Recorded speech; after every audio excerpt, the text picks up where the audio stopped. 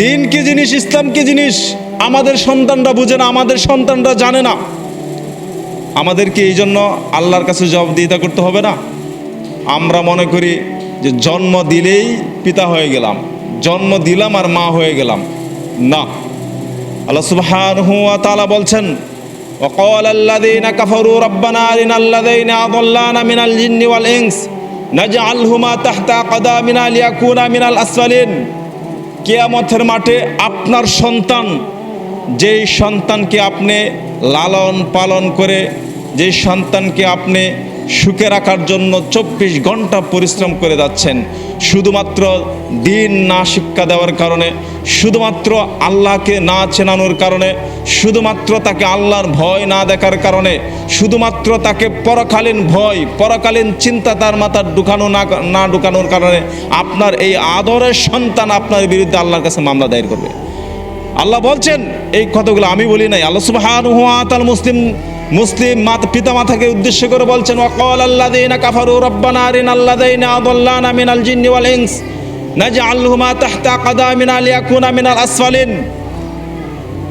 তাদেরকে সেদিন পিতামাতার ঘাড়ের উপর পা দিয়ে সন্তানরা জাহান্নামে যাবে। আল্লাহ সুবহানাহু ওয়া তাআলা বলছেন, সেদিন সন্তানরা তার পিতামাতার বিরুদ্ধে আল্লাহর কাছে মামলা দায়ের করবেন। সেদিন পিতামাতার সম্পর্কে তার সন্তানরা বলবে, ওয়াকালু রব্বানা ইন্না আতানা সাদাতানা ওয়া কুবরানা ফাআদাল্লুনা সাবিলা রব্বানা আতিহিম দুআফাইনি মিনাল আযাব ওয়াল আনহুম লানান কাবীরা। হে আল্লাহ, আমরা তো জাহান্নামে আসলামই, আমাদের ফয়সালা তো জাহান্নামে হয়েই গেল, কিন্তু আমাদের এখানে কথা রয়েছে, আমরা জাহান্নামে এমনি আসে নাই। আমরা দুনিয়া থাকাকালীন আমাদের বড়দের, আমাদের নেতাদের, আমাদের দলীয় নেতাদের এবং আমাদের বড়দের পিতামাতাদেরকে অনুসরণ করতাম। তারা আমাদেরকে দুনিয়ার লাভ শিখিয়েছে, তারা আমাদেরকে পড়ালেখার গুরুত্ব বুঝিয়েছে, তারা আমাদেরকে দলের গুরুত্ব বুঝিয়েছে, তারা আমাদেরকে আসনের গুরুত্ব বুঝিয়েছে। কিন্তু কিয়ামতের পরে আমার যে আরেকটা জীবন রয়েছে, আমার জন্য যে বিশাল জাহান্নাম রয়েছে, আমাদেরকে আমাদের নেতারা, আমাদের পিতামাতারা আমাদেরকে এই শিক্ষা দেয় নাই। আমরা তো আজকে জাহান্নামে যাবই। আমরা একা কেন যাব? আমাদের পিতামাতা যারা আমাদেরকে জন্ম টিকিয়ে দিয়েছে, কিন্তু আমাদেরকে ইসলাম শেখাই নাই, আমাদেরকে আমার রব সম্পর্কে আমাদেরকে শিক্ষা দেয় নাই। আজকে আমি তো জাহান্নামে যাব, তাদেরকে আপনি জাহান্নামে দেন এবং তাদেরকে বড় বেশি করে লানত দেন। জন্ম দিলে আব্দুর রাজ্জাক বিন ইউসুফ হাফিজাহুল্লাহ তিনি একটা কথা বলে যে জন্ম দিলেই পিতা হওয়া যায় না। পাগল সন্তান জন্ম দেই, জন্ম দিলেই মা হওয়া যায় না, জন্ম দিলেই পিতা হওয়া যায় না। পিতার কিছু দায়িত্ব রয়েছে, মায়ের কিছু দায়িত্ব রয়েছে। ওই দায়িত্ব যদি আপনি পালন করতে পারেন তাহলে আপনার পিতা, আপনি যদি দায়িত্ব পালন করতে আপনি মা। তাছাড়া আপনাকে মা এবং বাবা হিসেবে ইসলাম স্বীকৃতি দেয় নাই। আশ্চর্য বিষয়, আপনার মেয়েটা মাত্র 6ষ্ঠ শ্রেণীতে পড়ে, আপনার মেয়েটা মাত্র 8মে পড়ে, আপনি তার হাতে কেন স্মার্টফোন কেন তুলে দিলেন?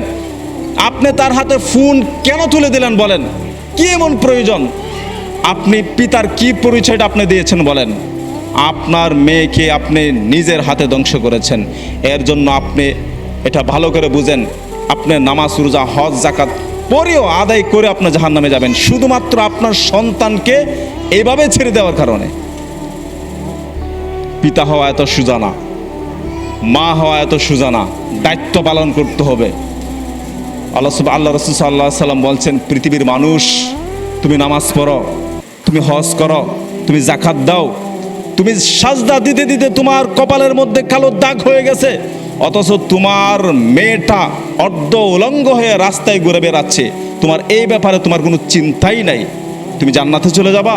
তাহলে তুমি ইসলামই বুঝো নাই। রাসূলুল্লাহ সাল্লাল্লাহু আলাইহি সাল্লাম বলছেন, সালাসাতুন লা ইয়াদখুলুনাল জান্নাহ ওয়া লা ইয়ানজুরুল্লাহু ইলাইহিম ইয়াওমাল কিয়ামা। আল্লাহ রাসূল সাল্লাল্লাহু আলাইহি সাল্লাম বলছেন, 3 ধরনের ব্যক্তি জান্নাতে যাবে না, নামাজ রোজা হজ যাকাত করলেও যাবে না, এবং তাদের দিকে আল্লাহ সুবহানাহু ওয়া তাআলা তাকিয়েও দেখবেন না।